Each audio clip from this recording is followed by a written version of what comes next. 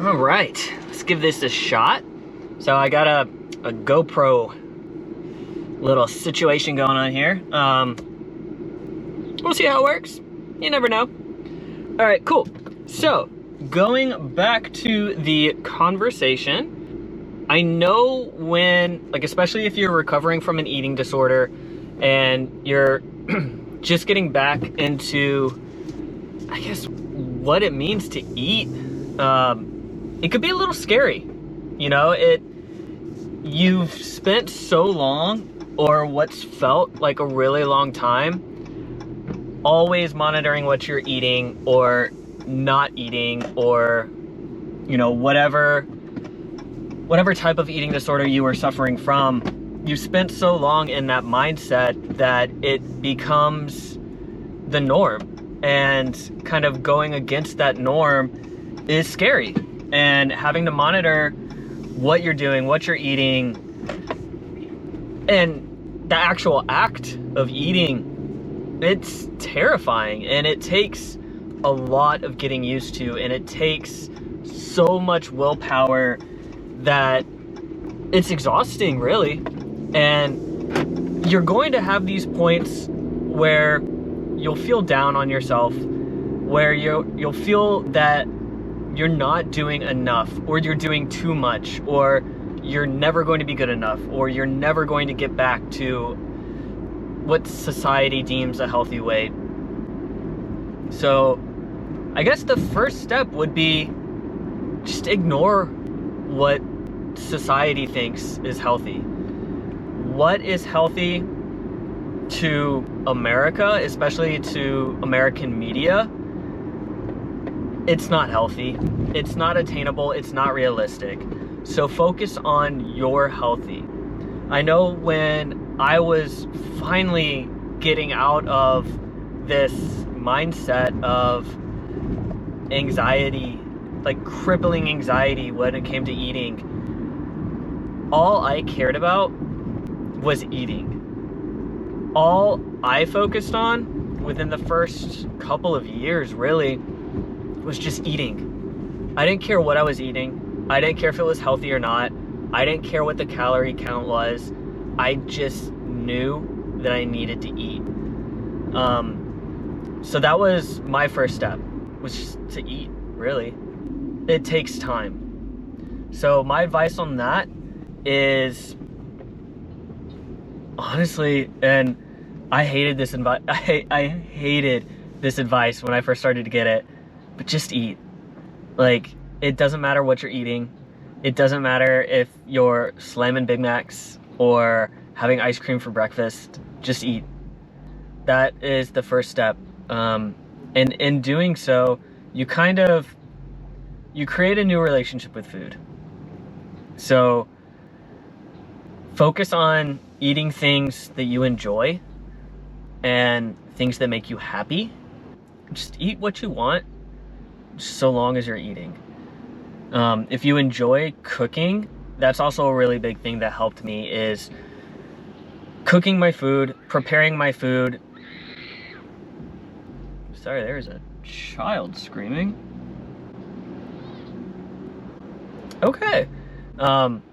Preparing my food and trying out different types of cuisines, trying out different types of cooking methods, and preparing, you know, doing meal prep and cutting the veggies and creating these marinades. That helped out a lot as well, because I got to learn to enjoy the end-to-end process.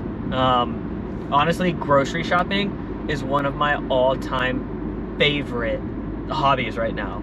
I love going to the grocery store. I love going to Sprouts every Sunday and getting food that, okay, I can prep these veggies, they can go into any sort of meal, whatever. But also seeing all the different snacks, seeing all the ready-to-eat items, seeing, honestly, even the frozen foods. Like, I'm still in that mindset of I just need to eat. And I know it's going to take some time for me to get out of this just eat phase and get into more of a maintenance phase. Just enjoy your food. you know, reevaluate and restart that relationship with food. That was a really important thing for me. Something else that made a huge difference and really started my road to recovery: tell somebody, talk to somebody. Obviously, the best choice would be a therapist, but not everyone has health insurance. Not everyone's health insurance covers therapy, and paying out of pocket for therapy, it's pricey. So just tell somebody. I told my wife, knowing that she's in my corner and knowing that she'll go to bat for me or help me through if I'm having a particularly bad food day, has been a game changer. So when we first started dating, almost 10 years ago now, 10 years in July, I was still struggling with my eating disorder.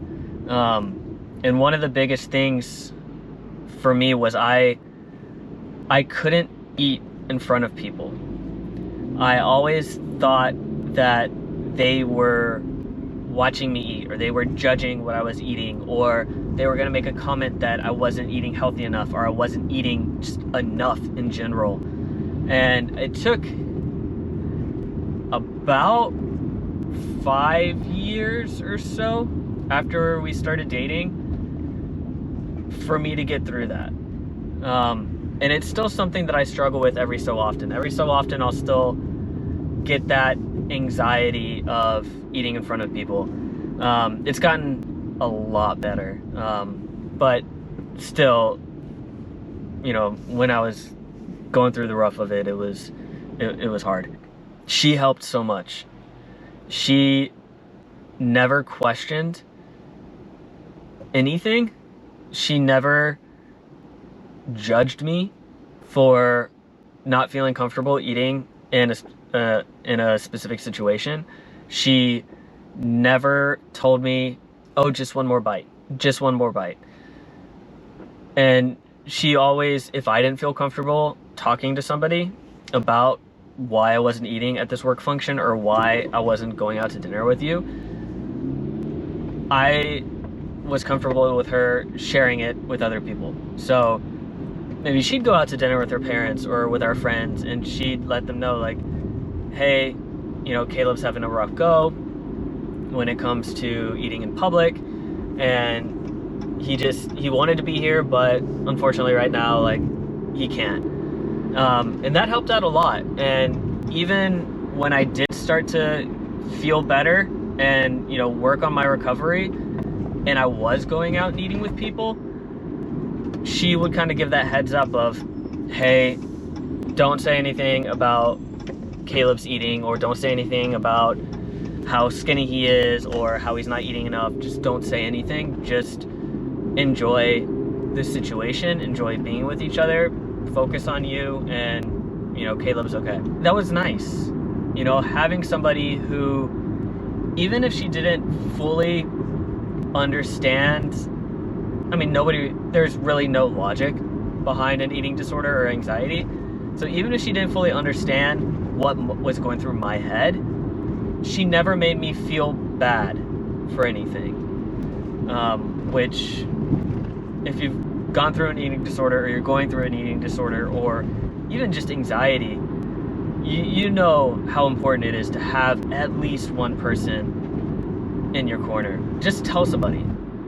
Make sure it's somebody you trust, and make sure it's somebody who, you know that they'll be supportive. Even if they don't fully understand what's going on, they'll still be there for you.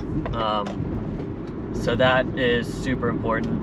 Once you start getting past that point of just eat, and you want to start focusing more on nutrition, don't fall for any diets.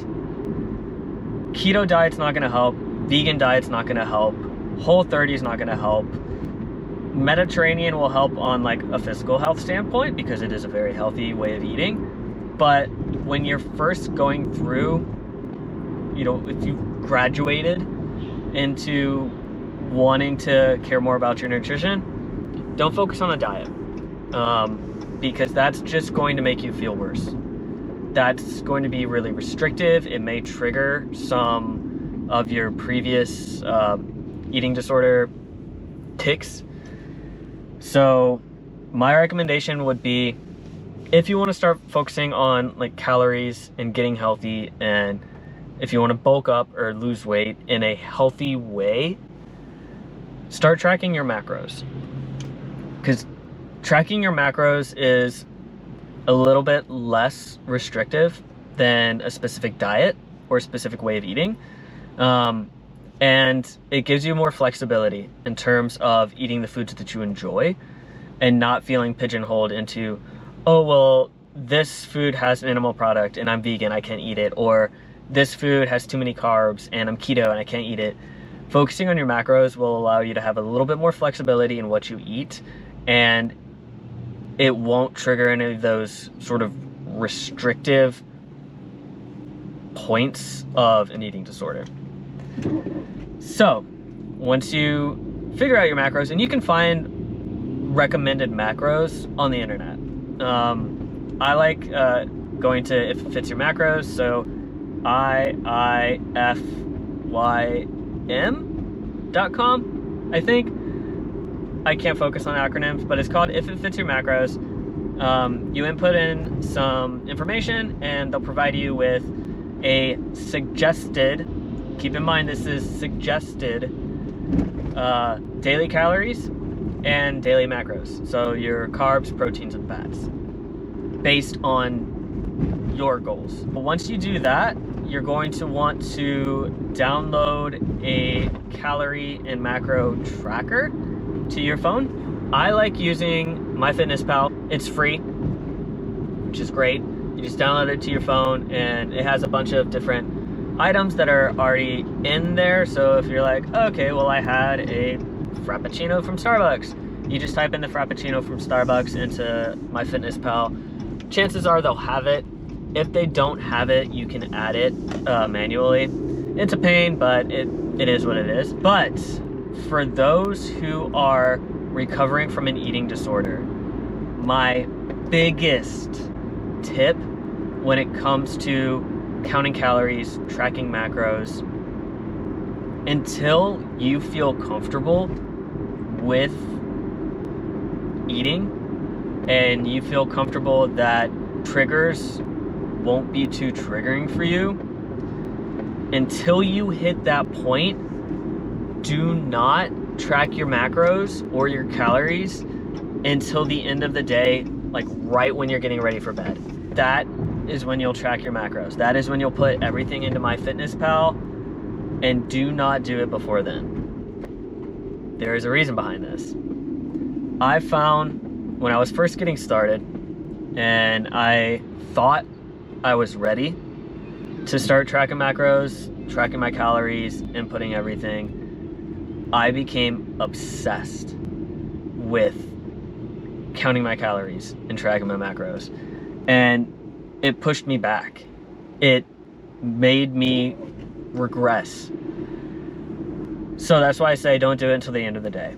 So when you're getting ready for bed, you know, you're winding down for the night, pull out MyFitnessPal or whatever tracking app you're using, put in your food, put in your calories, see where you're at for the day.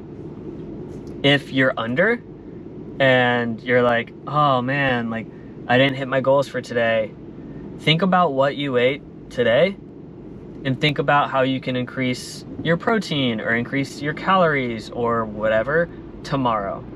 If you went over, fine. Just think about what you ate today. Think about, okay, well, maybe I should have only put 1 tablespoon of nut butter into my smoothie instead of 2. Like, start planning for the next day at night once you see where you're at. And that has helped me a lot, because then I'm not so obsessed with it throughout the day. You know, if you're trying to be healthy, you want to build healthy habits, and that includes habits that are healthy for your mental health. So if you do it at night, you're able to see where you're at for the day. and what changes, if any, you need to make for the next day without triggering that I didn't hit my macros, I need to eat like 500 calories right now, or I need to eat 40 grams of protein right now. Just do it at night. Don't stress about it.